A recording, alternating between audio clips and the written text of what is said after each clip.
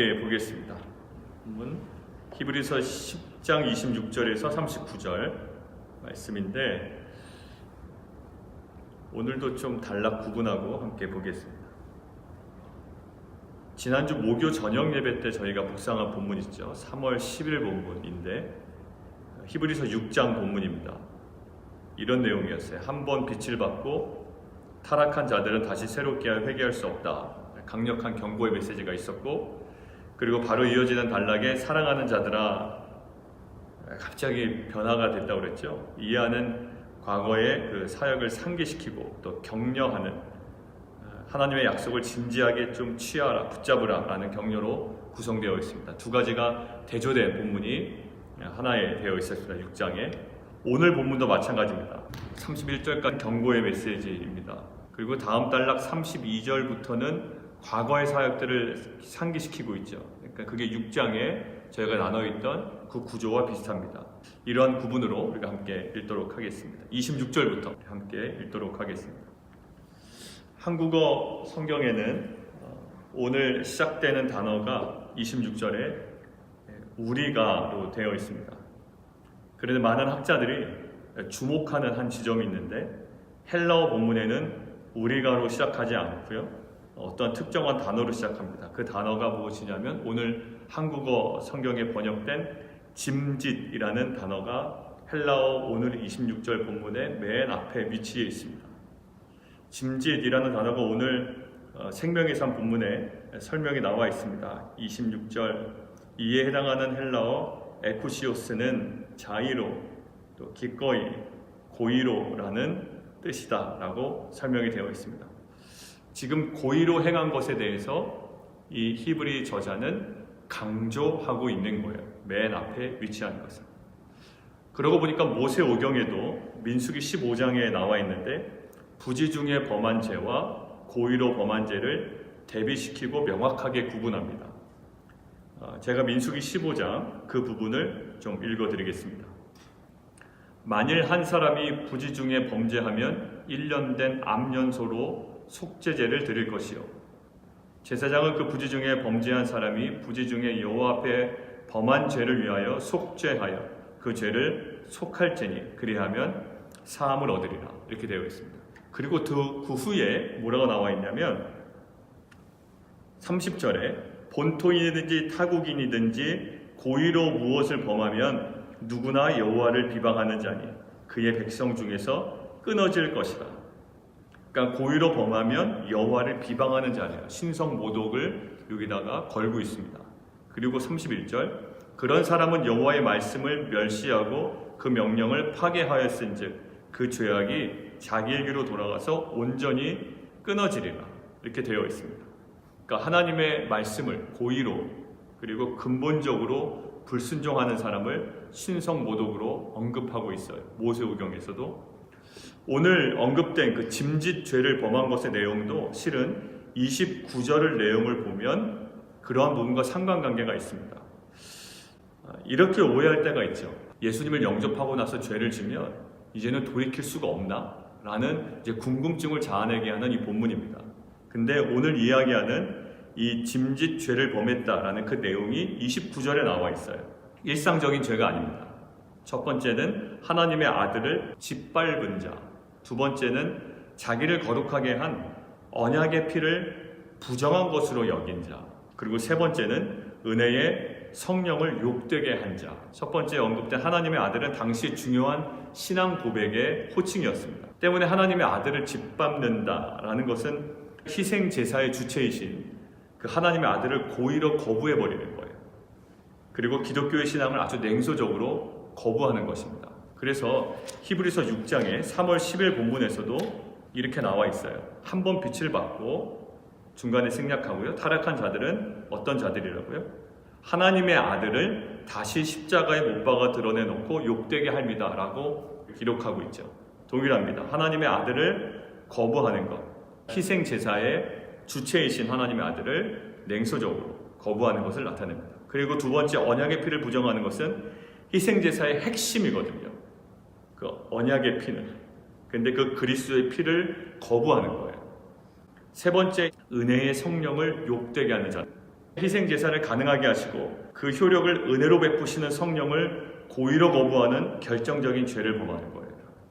결국 유대교로 돌아간다는 것은 어떤 의미냐면 단순히 행위의 몇 가지 죄를 짓는 것이 아니라 최종적인 그리고 영원한 예수 그리스도의 희생 제사를 거부하는 것.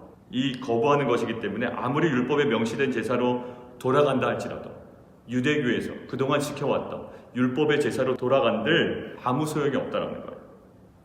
26절 아무 소용이 없을 뿐더러 다시 속죄하는 제사는 없대요. 그리고 27절 맹렬한 불의 심판만 있다라는 거예요. 그 내용이 이제 31절까지입니다. 살아계신 하나님의 손에 빠져들어가는 것이 무서울진저. 이것은 하나님에 속한다라는 긍정적인 이미지가 아니라 하나님의 심판에 빠져들어가는 것에 대한 두려움을 이야기합니다. 이런 어떠한 그 경고의 메시지에 이어서 이제 32절이 다시 시작됩니다. 표현되어 있지는 않지만 데라는 헬라어가 있어요. 데라는 헬라어는 그러나 라고 시작합니다. 그러나 이런 경고의 메시지를 전달하고 그러나 그리고 시작하는 첫 단어가 이겁니다. 기억하라라는 거기 생각하라로 되어 있죠. 그러면 기억의 내용이 무엇일까요? 그 후에 있는 내용입니다. 고난의 큰 싸움, 힘든 싸움을 인내했던 경험을 기억하래요. 여기서 이 싸움이라는 단어 있죠. 이 싸움이라는 단어는 헬라어로 아틀레신이라고 되어 있어요. 이것은 어떠한 의미냐면 경기장에서 시행되는 어떤 달리기 그리고 레슬링 이런 것들을 염두에 둔 단어입니다. 그러니까 나중에 히브리서 후반부에 보면 허다한 무리들이 어디에 있다고요? 증인들이 경기장에 있다. 우리는 그 안에 있는 다름질을 하는 사람들이다. 마지막 결승선에 이제 얼마 남지 않았다라는 이미지를 가지고 가잖아요. 히브리서 저자가 마찬가지입니다. 지금 이 싸움이라고 하는 아틀레신은 경기장에서 시행되는 어떤 달리기, 그다음에 레슬링 이것을 염두에 두고 지금 사용하고 있는 거예요. 자, 경기장에서 승리를 위해 최선을 다하는 이 선수에게 요구되는 것이 무엇일까요? 여러 가지 많은 기술도 필요하겠지만 인내하는 거예요. 아무리 기술이 좋아도 자기가 항복해버리면 이길 재간이 없습니다. 끝까지 인내하는 거예요. 우리가 2002년 한일 월드컵에서 많은 국민들에게 도전을 줬던 건 그거예요. 지고 있었거든요. 이탈리아전에서. 근데 끝까지 경기에 포기하지 않습니다. 감독도 그거를 선수 기용해서 드러냅니다. 오히려 공격수를 막 집어넣는 거예요. 이제는 우리가 밀릴 수가 없다. 이제는 더 공격하라는 거예요. 그래서 동점을 만듭니다. 그리고 마지막 연장전에서 골든골을 넣죠. 그러니까 이거예요. 경기장에서 선수에게 요구되는 것은 끝까지 인내하는 거예요. 이들은 지금 수신자들 이미 영적 승리를 위해서 그 힘든 영적 싸움에서 잘 인내했던 경험이 있었던 자들이에요. 그런데 그 경기장에 그들에게 호의적인 관중들이 있었던 것이 아니에요. 굉장히 호의적인 관중들이 아니었다고요. 아주 냉소적인 관중들. 그냥 단지 그들의 경기를 그냥 구경거리로만 보는 사람들. 오늘 본문에 표현된 거죠. 그들의 최선을 다하는 인내가 누구에게는요? 세상 사람들에게는 구경거리에 지나지 않았다라는 거예요. 아마 많이들 경험하실 겁니다. 화재라도 나면 여러분들 그 주변의 도로가 막힙니다. 왜 막힐까요? 불 구경하느라고 그래요. 불을 끄려는 사람보다 불을 구경하는 사람 때문에 이 트래픽이 굉장히 심합니다. 심한 교통사고가 하나 발생했습니다. 그 옆을 지나는 차선도 다 막혀버려요. 왜 그럴까요? 그냥 구경하려고 해요. 그걸 위해서 뛰어 들어간다거나 어떤 사람을 구하려 한다거나 이런 사람보다 그것을 구경하려는 사람 때문에 그 주변이 다 막힌다고. 그냥 구경거리예요. 그 모든 게. 근데 우리의 삶이 어떻다고요? 우리가 열심히 인내하고 또 상황이 어렵지만 그것들을 감당하고 믿음으로 지켜왔던 그 삶이 실은 세상으로부터는 어떤 여김을 받는다고요? 그냥 구경거리였던 거예요. 우리에게 뭐였는데? 그 생사의 기로에 있었다고. 우리의 삶을 죽고 사느냐의 문제였다고요. 근데 사람들에게는 구경거리였대요. 여러분들 불구경 교통사고 구경은요, 거기 현장에 있는 사람들에게는 죽고 사느냐의 문제예요. 조금이라도 시간이 지체되면 이제 생명이 마감될 수도 있는 정말 생사가 걸린 문제라고요. 그런데 그것을 바라보는 사람들은 그렇지가 않아요. 오늘 이야기에 나온 것이 그거예요. 33절에 그냥 구경거리가 되는 거예요. 비방과 혼란으로서 사람들에게 존경받는 게 아니에요. 우리가 수차례 얘기하는 그 십자가의 삶을 걸어간다고 사람들에게 존경을 받는 것이 아닙니다. 엊그저께 나눴던 그 이재철 목사님의 그러한 것들은 참 사람들에게 존경이 되죠. 근데 우리 대부분의 삶이 그렇게 존경받지는 못해요. 세상의 방식이 그렇지 않기 때문에 우리의 삶을 다 이해하지 못한다. 우리도 마찬가지입니다. 너희들이 왜 힘들어하는지 안다라는 거예요. 히브리서 저자는. 그 인내의 모습이 결국 세상 사람들에게는 구경거리밖에 되지 않았기 때문에, 그런 취급을 당했기 때문에. 여러분들, 제가 대학 때에 1학년 때 술을 참 많이 마셨던 것 같아요. 1학년 때는 애들이 물어봐요. 아빠도 술 마셨냐고. 그래, 아빠도 마셨지. 그랬더니 상상이 안 간대요. 그 상상이 안 간다라는 그 메시지가 참 저한테는 위로가 되더라고요. 애들이 아빠 술 마셨어. 그래서 아빠 상상이 가. 이러면 참 심각할 텐데 상상이 안 간다. 아빠가 어떻게 그래?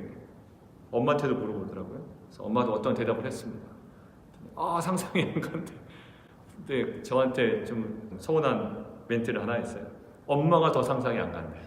엄마가 더. 아무튼 여러분들, 대학 때 교수님과 술을 먹는 자리였습니다.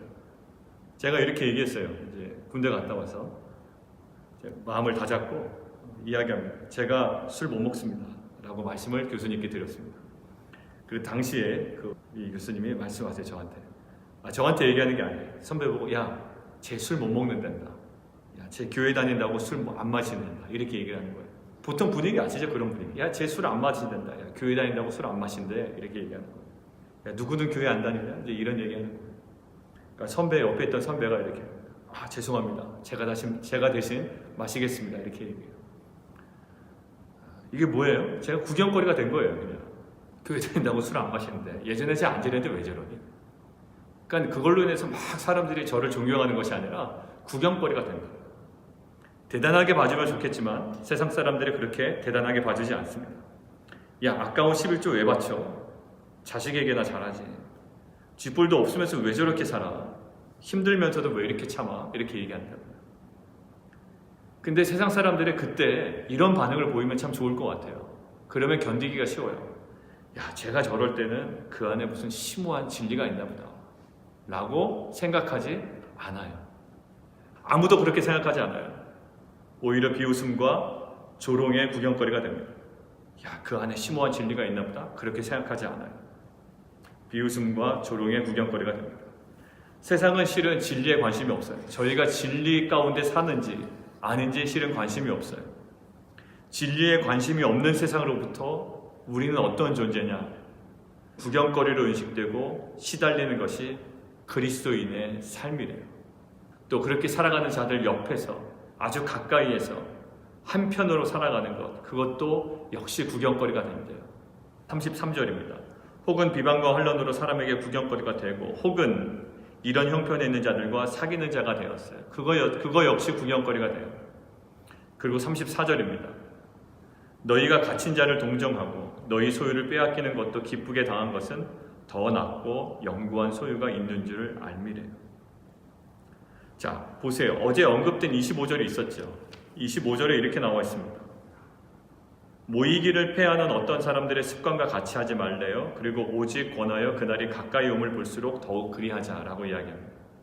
여러 가지 상황 때문에 또 두려움 때문에 공동체의 격려와 사랑이 사라진다고요. 근데 공동체 안에 여전히 박해와 어려움 때문에 수감당하는 사람들도 있었을 거예요. 어려움 가운데 있는 사람, 옥에 갇힌 사람들. 이러한 수감자들에게 돌봄이 끊길 경우에는 그들이 굶주림과 헐벗음에 완전히 노출이 됩니다. 그러나 수감자를 돕는다는 것은 이렇게 만만한 일이 아니에요. 왜냐하면 이 돕는 자의 정체성을 드러내는 거예요. 나도 저 사람과 동일한 신앙을 가지고 있습니다 라는 본인의 정체성을 드러내는 거라고요. 그러면 수감자들과 같은 고난에 처할 위험이 있습니다. 그러나 그 모든 상황들을 그들은 감내해냅니다. 믿음으로 직면합니다. 그러니까 이런 경험들이 있는 거예요. 이러한 경험들이. 구경거리가 되었던 이 경험들은 지금 현재 당하는 이 상황들을 이겨낼 수 있는, 정말 극복할 수 있는, 감당할 수 있는 중요한 믿음의 발판이 된대요. 결국 과거의 경험을 기억하라는 거예요. 이 기억하라, 이 생각하라 라는 단어를 첫 단어로 이 단락을 시작했다라고 그랬잖아요. 결국 뭐예요? 고난의 그러한 힘든 싸움, 큰 싸움을 인내했던 그 경험이 어디로요? 현재의 공동체의 삶에 지속적으로 영향을 끼치도록 기억되어야 한다는 거예요. 우리 공동체도 함께 말씀과 성령 안에 경험하며 누려왔던 것들이 있습니다. 소망 가운데 인내했던 것들이 있어요. 여러분들 가정에도 소망으로 인내했던 그 시간들이 있다고요. 짧게는 1년, 2년, 또 길게는 10년, 그다음에 더 멀리 가서는 또 10년, 20년의 그런 세월이 있다고요. 남편을 위해서, 또 자녀를 위해서, 또 사업을 위해서, 또 하나님의 나라를 위해서, 또 여러 가지 사건들이 있습니다. 직장을 구할 때 인내하며 기다렸던 것, 또 사업을 시작할 때, 여러 가지 집을 구할 때, 이사할 때, 여러 가지 모든 면에서 인내했던 시간들이 있다고. 그 인내가 뭐였냐면 하나님의 뜻대로 인내했던 거예요. 그런데 사람들은 오해해요. 자기가 원하니까 저렇게 무리해서 한 거지. 구경거리가 됐다고. 자기가 원하니까 저거 하지 라고 생각한다고. 그러나 아니었다고요. 구경거리 당하면서 사람들 입에 오르락내리락 하면서 과연 이거를 내가 감당해야 되나 이런 마음이 있을 때가 있다고. 뭐라고요? 그것들을 기억하래요. 그것들을 기억하래요. 자, 보세요. 너희의 담대함을 버리지 말래요. 이것이 너희로 하여금 큰 상을 얻게 한대. 이 상은 그냥 현세적인 상이 아니에요. 하늘의 상이에요. 하늘의 상이 크도다. 구원받은 이후에 주어지는 그 영원한 복을 이야기해요. 그리고 보면 36절에도 너희가 하나님의 뜻을 행한 후에 약속하신 것을 받기 위함이에요. 여러분들 일본 강점기에 기독교인들은 어떠했습니까? 죽느냐 사느냐의 문제에 집중했다고요. 생사의 기로에 있었다고요. 항상 인생의 생사가 걸린 마지막을 생각하며 살았다고요. 6.25 전쟁 이후의 기독교인들도 마찬가지였습니다. 그들이 잘 살려고 기독교 믿은 거 아니에요. 그들은 항상 신앙생활 할 때 항상 생사의 기로에 있었어요. 절망적인 삶에서 믿음의 조상들을 바로잡은 것은 무엇이었을까요? 바로 복음이었다고요. 그러므로 너희 담대함을 버리지 말아라. 죽어도 괜찮다라는 거예요. 그런데 이제는 세상에서 잘 사는 문제가 신앙의 중심으로 들어와 버렸습니다. 현재의 삶에 너무 집중해요. 그러니까 무엇을 잃어버립니까? 천국의 삶을 소망을 잃어버려요. 자꾸 커넥션이 떨어진다고요. 그래서 저희가 그 소망의 관점, 그 영혼의 관점을 우리 안에 회복하기를 원하는 거예요. 38절 나의 의인은 믿음으로 말미암아 살리라. 너희가 물러가면 내 마음이 그를 기뻐하지 아니하리라.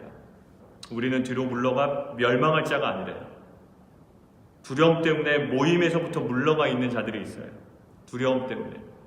그 당시에 모이는 것은 그들에게 상당한 위험과 그런 부담이 됩니다.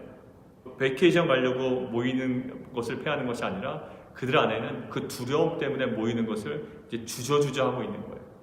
그리고 예수님 오신다고 그러는데 지금 당장 오시지 않는 겁니다. 그러니까 신앙적 권태에 빠진 거예요. 신앙적 권태 무섭습니다. 예전에 있었던 열정 다 없어져요. 신앙적 권태에 빠져버리면 정말 무서워요. 그리고 이 두려움까지 엄습한 거예요. 지금 모이기에 힘쓰기보다 모이기를 자꾸 피하는 거예요. 근데 그것은 물러서는 자들이에요. 그렇게 물러서서 멸망할 자들이 아니라는 거예요. 우리는 받을 상이 있대요. 근데 고린도후서 2장 14절에 보면 이렇게 나와 있습니다. 이것이 세 번역에 이렇게 나와 있어요. 로마 시대 때는 이제 전쟁에 나간 군사들이 승리를 거두잖아요. 그러면 긴 장대의 끝에 향을 같은 거를 피워놓는다고 합니다. 그래서 그 장대를 제일 먼저 들고 들어온대. 개선행렬에 이제 향 냄새가 먼저 피어나는 거예요. 그러면 그 향 냄새를 맡으면 사람들이 말하지 않아도 그 냄새만 맡으면 뭘 느껴요? 아, 우리 군대가 승리했구나라는 것들을 느끼는 거예요. 그러니까 그런 배경인데요. 로마 시대 때. 그리고 나서 누가 들어옵니까? 그 뒤에 개선장군이 들어오고 또 전쟁에 참여했던 군인들이 들어오고 뒤에 전리품들과 이제 노예들이 따라 들어오는 거예요. 우리가 전쟁에 승리한 거를 맨 앞에 그 향을 피워서 알게 한다는 거예요. 자, 그 배경에서 고린도후서 2장 14절 세 번역으로 한번 제가 읽겠습니다. 세 번역으로.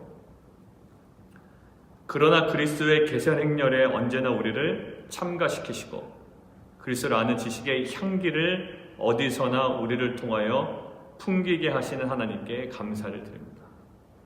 실은 고린도후서 2장 14절에 이 개선 행렬이라는 말이 언급되어 있지 않아요. 우리 개역 개정에는. 근데 새번역이나 공동 번역에는 이것이 조금 더 이 의미가 확 담겨 있어요. 그리스도의 개선 행렬에 언제나 우리를 참가시키신대요. 개선 장군과 군사들이 들어옵니다. 근데 우리가 전쟁에 참여하지 않았어요. 근데 갑자기 이 개선 행렬에 누구를 끼워주신대요? 우리를 끼워주신대요. 그리고 지금 이 상황들을 이겨내래요. 믿음과 인내로 이겨내래요. 근데 결국 받을 상이 있는데 십자가에 달려 돌아가심으로 이미 얻은 그 승리에 예수 그리스도의 그 개선 행렬에 우리를 은혜 가운데 넣어주신다는 거예요. 실은 우리 공동체 어제 말씀드린 것처럼 또 기도 제목이 우리가 함께 나눴지만 권사님의 개인적인 삶도 그렇고 우리 공동체가 고난의 큰 싸움을 견뎌내고 심각한 고난은 아닐지라도 그 나름대로 우리가 감당해야 될 그 싸움들을 견디어내고 또 각자의 인생 가운데 그러한 흔적들이 얼마나 많겠어요.